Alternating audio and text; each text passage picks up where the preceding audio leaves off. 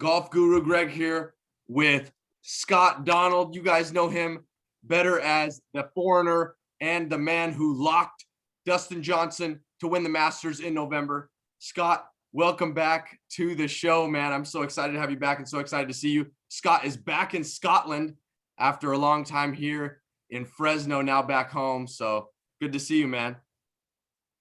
Good to see you too. We also have special guest John Boy Chessari. Man, this guy, if anyone knows golf, it's this guy. I'll tell you what, you guys could learn a thing or two from him. Johnny, what's going on, man? How you doing, kid? Good, good. All right, guys, we're going to jump right into it. First thing, social media buzz. First thing we're going to talk about Jon Rahm's baby, Kepa Rahm.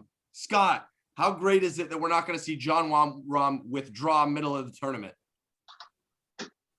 It's fantastic news. I mean, it was always a concern. I remember sending you a tweet saying Jon Rahm had tweeted himself saying, "Don't bet on me. There's a good chance my kid was going to be born during the Masters." So it's good that it's come a little earlier. And it's maybe a good omen because the last time this happened, Danny Willett had a kid 5 days before the Masters started, and he ended up winning. So maybe this is a good omen for Jon Rahm to win this year.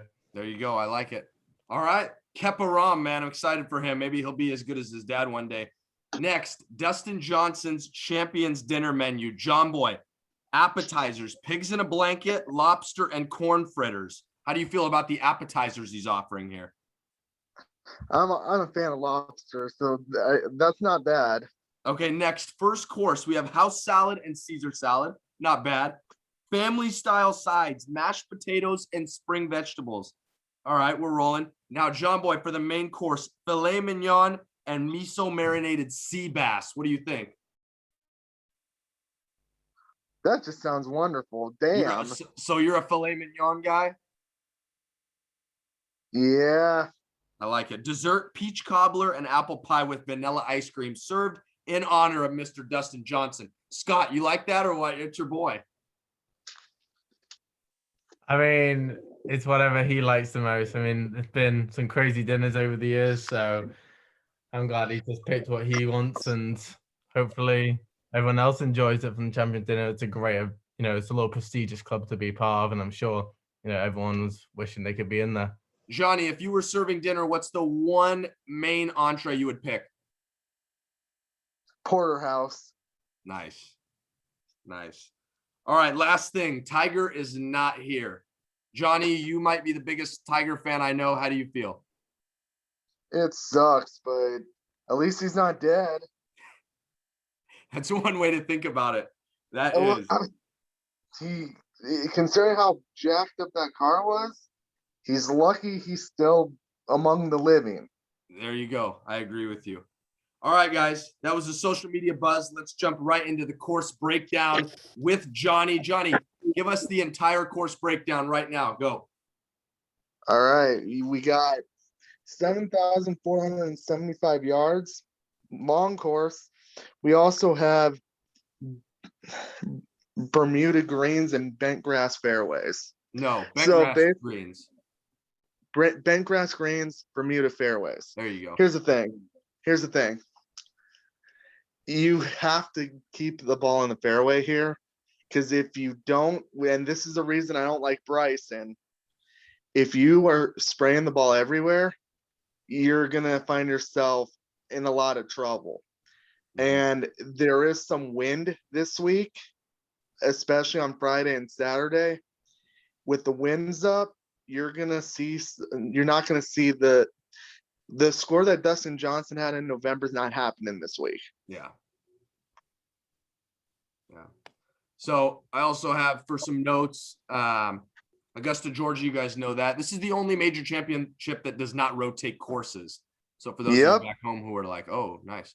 88 golfers here in the field, par 72, $11.5 million purse. So I believe it's $2 million plus to first place. So the cut will be top 50 and within 10 shots of first after the second day. Correct. So those are some other notes. All right, boys, let's jump. That was the course breakdown. Let's jump right into odds and DraftKings pricing breakdown.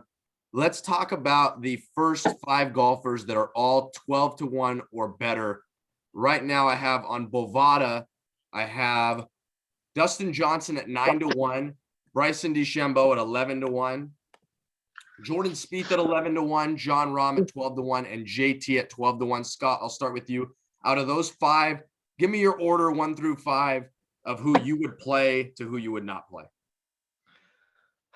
It's difficult because, you're talking about the top echelon of golfers here in the world. So on any given week, these guys can win any tournament they put their mind to.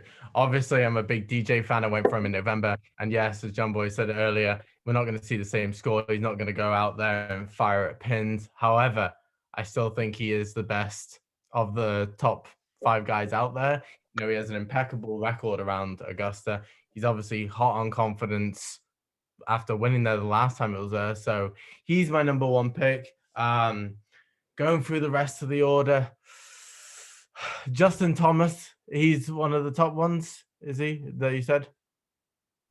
Yes. Yeah, he's got to be probably my 2nd pick, just coming off the Players. It's a great result he had up there. And he is playing some fantastic golf. I've never been the biggest fan of him around here, but considering the other people up there, John Rahm, as you said, just had a baby. I think he's on the lower end. He's just flying into Augusta this afternoon, if I'm not mistaken. I don't like, as John Boy said, I don't like DeChambeau. I think the guy's trying to overpower Augusta, which don't work. Yeah, it's just, as John Boy said, it's just not going to work. I mean, he did it at Winged Foot. He did overpower it, and he was, going in with short irons, which does help. But the thing is, with Augusta, is you need some guile on the golf course. You look at pathways, and there's people like Fred Couples and Olafable and Sergio, and these guys aren't, the big overpowering players. You can finesse the ball in there. It's about which way you can shot shape it and just keep it under the pressure. And I think DeChambeau is obviously an amazing player and overtaking the game. He's taken it to a new level, but I just don't know if Augusta right now is the course he can win on. And then who was the other one you said who's on the top 5? Jordan. Spieth. Obviously, Spieth it's hard to bet against Augusta. The guy, I think his first 3 starts, I went first, second. He's obviously just won last week. He's coming in with a lot of confidence. I still think he's on his road to recovery to back to where we know Jordan Spieth. I mean, I think of it on a level scale, he's now, with that win, is elevated up to about a 7 out of 10. And I think, he's maybe another year away from really competing at majors, but don't ever count against Spieth at the Masters. I mean, this guy can come out, and the way he's putting from last week.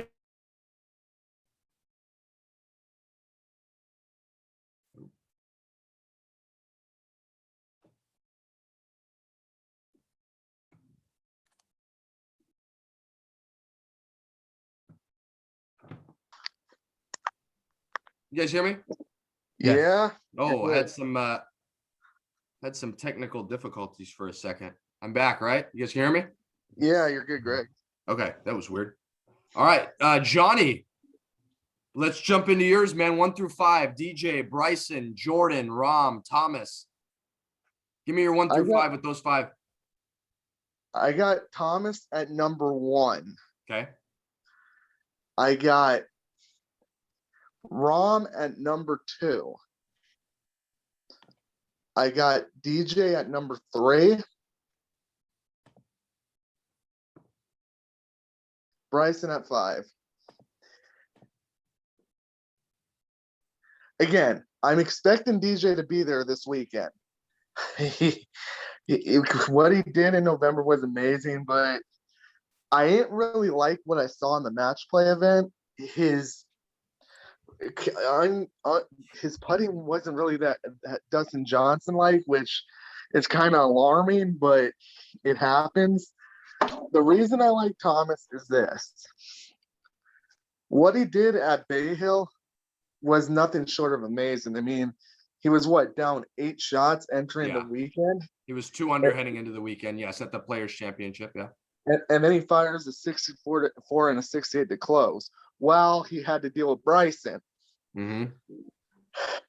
The thing about Rahm is especially at Augusta, I think 3 out of the last 4 years he's finished in the top 10.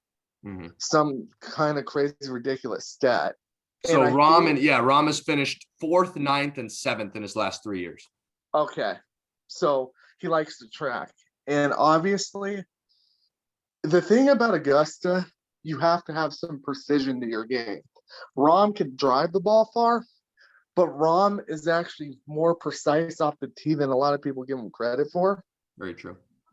So I'm not tripping about him spraying the ball and being in the woods. Bryson, on the other hand, here's my one issue with him. And again, if Bryson's there this weekend, would I be shocked? No. The fact that last November he called it a par 67 and tried to overpower the course, and he didn't do anything until the final day when he had no chance of winning. So if Bryson still has the same strategy, then I'm expecting similar results. Like, I wouldn't be shocked if he was in the top 5, but would I be surprised if he's not a factor come Saturday or Sunday? No. Now, here's the thing with Spieth. As Greg knows, I'm a Spieth guy. So seeing him win last week was good for me. The thing is, it looks like the iron play and the putting's back, which is 2 critical things you actually need at the Masters. His track record there speaks for itself. Here's the thing. I never bet the stuff 5 or 6 months early, but I wish I did, considering it was 85 to 1 5 months ago. Yeah. I don't think he's winning back-to-back weeks. But do I think he'll be there this weekend with a chance to win? 100%. Because the thing with him is, what he doesn't get enough credit for, he's the best scrambler on tour. 100%. So if he happens to spray a drive in the woods, he could get himself out of trouble.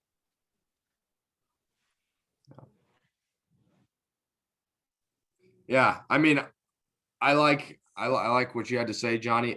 For me, personally, I'm more heavy actually on Bryson than you two are. I think Bryson is going to come out. I think he's going to play really well. I mean, let's look back at how he's done the last couple of weeks. He was first at the Arnold Palmer. He was my lock of the week that week.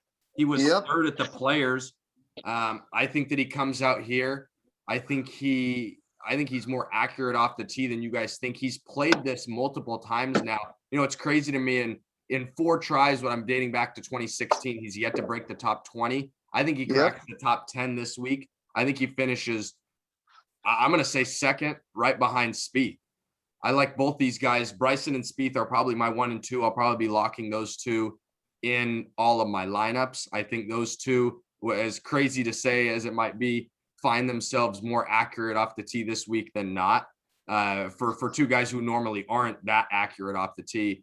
So I like Spieth and Bryson. Those are my 1 and 2. They're kind of interchangeable. I don't really have one I like more than the other. DJ I actually like last in this group. I think DJ is the worst golfer of the 5 right now.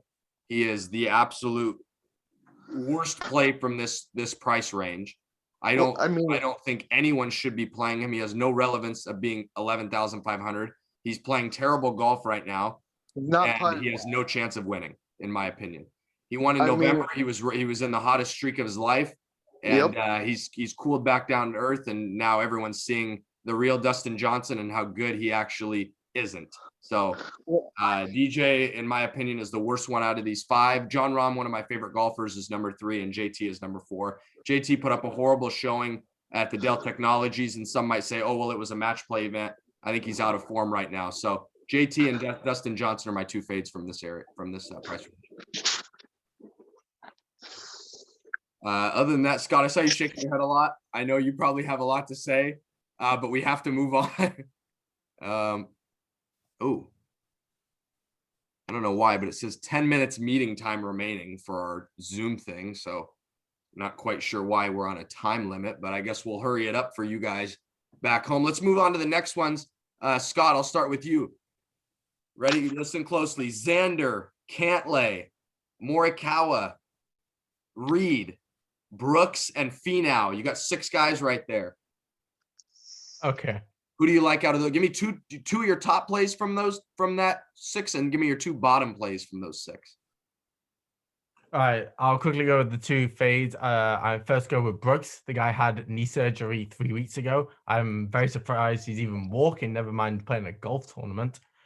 So I think that's a big shot right there. Second fade there is Karan Morikawa. Morikawa has only played here twice. He played in November, which is a completely different golf course to what the Masters is. So he has no real experience around this. Yes, he's the world number 4. Don't like the way he's putting. He changed to the claw recently. I just don't think it. The 2 I'm picking here, my second pick, so the one slightly below my favorite one, who I'll get into, is Finau. I like Finau. He has a great record here. You know, he's long. His putting is suspect, but if he can get that going on the weekend, I mean, geez, this boy can make birdies. And his iron plays, he's going in with short irons. He can hit the ball very high. And how hard the course is playing this week, I think that's a great strategy. The last one, and this is my favorite play, and one of my 3 favorite players this week, Patrick Reed. Past winner here, playing very well, gritty competitor. A lot of people don't like Patrick Reed. I can see you already looking down there, Greg. I'm telling you, Patrick Reed will be there come Sunday. Mark my words. So now I'm going to jump over to Johnny, because for the first time potentially ever, Johnny actually has bet Patrick Reed. We talked about this before the show. Johnny, you do not like this guy at all, but for some reason you bet him this week. So I'm going to have you expand off of what Scott said. Talk about Patrick Reed. The course history is there. He normally shows up in big events, and yes, I don't like the guy. Personally, I think the guy is an asshole, but at the same time, when you're betting money on this shit, no matter if you hate the guy or not, you just consider it a business transaction. And that is exactly how I'm looking at me betting Patrick Reed. So the thing is, if he wins this week, I'm happy because he won me money. And if he loses, as long as one of my other guys win, I don't care. But it's more like, at least I won't be pissed if he wins this week. Yeah, no, I totally get you. Johnny, you want to talk about who else you like from this range? Xander, Cantlay, Morikawa, Koepka, and Finau. Who do you like? Who are you not liking? My favorite Finau, because right now I don't like what I'm seeing. The guy's short game is kind of crappy right now, which is surprising. And I thought he was going to win last week at Valero, just because to get that win out of the way, to kind of get the monkey off his back, and he misses the cut. So we're dealing with the course history, which I agree is very important, but he's kind of, there you go. He's putting really bad right now. So I got to fade him. Brooks, I think the guy's insane for actually playing. He got some balls. I appreciate the guts. I don't know how well he's going to play on a knee that's probably like 80%, maybe worse. But this is all I'm going to say. If he's somehow in the top 10 with one knee, all the power to him. Mm-hmm. Yeah, I've heard a lot of buzz about Cantlay this week. A lot of people like Cantlay. His tee to green in the last 4 or 5 months is actually number 1 on tour. So a lot of people are on Cantlay this week. I can see Cantlay winning this thing. I do like him. I actually bet him at the last Masters, and he was in contention. And then all of a sudden, he just died on the weekend. He went even par, I believe. He was 7 under going into the weekend, finished at 7 under.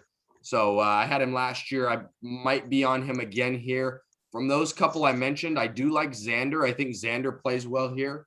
Xander and Cantlay probably are my 2 favorite from this.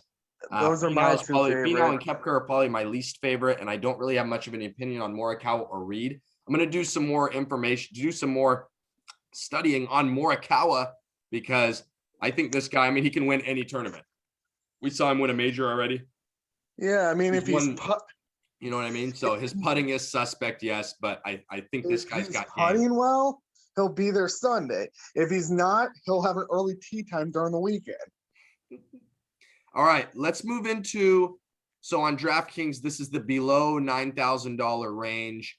Let's move into the 8K range. So Scott, I'm going to give you some names. I want you to give me 2 guys that stick out to you from this group. Fleetwood, Fitzpatrick, Cameron Smith, Matsuyama, Scheffler, Berger, Sungjae, Victor Hovland, and Tyrrell Hatton. Give me 2 or 3 from that area that you like. Okay, the 2 that are standing out to me are Fleetwood and Fitzpat. Yes, maybe I'll be biased, 2 English guys, British guys going for it at the Masters, but they both have been playing well. Fitzpat is an incredible putter. I mean, that boy can really roll on the greens. He has a good record. I think he finished tied second here last year, if I'm not mistaken, with Sungjae in the last event. So he's definitely one of my favorites on the Fleetwood, straight off the tee, very good iron player.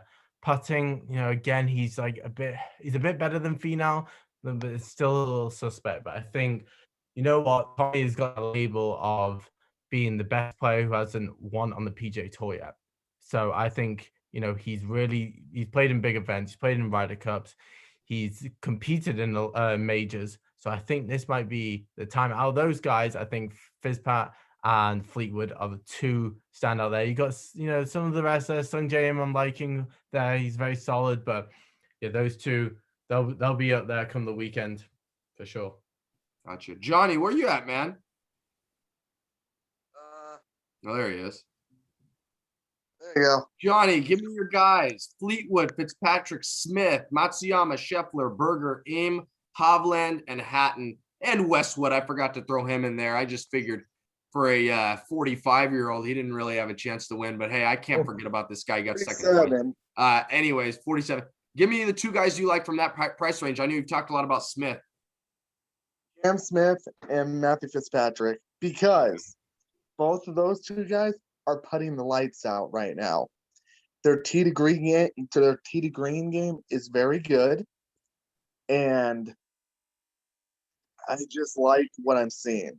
Gotcha. Again, I personally bet Cam Smith. I got a good number on him, so I bet him today. I got him at 45-1, which made me happy. The thing here is, if Matthew Fitzpatrick comes out and keeps playing the way he's putting, he'll be there this weekend with a chance to win. All right. And the thing is, a lot of people would be shocked that he won, but he is ranked in the top 20 in the world, so it wouldn't be a shock to me if Matthew Fitzpatrick got a green jacket on Sunday. All right. For some reason, we only have 2 minutes left. I have no idea why there's a timer on this video. It's really bothering me. I'm just going to give mine real quick. From this range, I like Sungjae and I like Berger. I think those 2 play well. And I do have Berger play.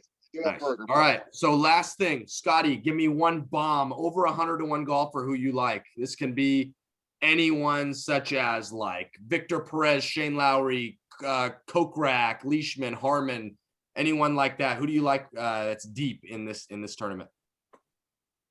The deep one I would go with, out of those you mentioned, is probably Leishman. He has a good record here. For some reason, the Aussies love this place. I mean, one of my other favorite picks, I know you haven't mentioned him, is Jason Day. I think he's a great one up there as well. But these Aussies love this place. So Leishman, great putter. Wouldn't be surprised. He's been up there on the weekend. I think he's led after 36 holes before here. So yeah, he's my pick.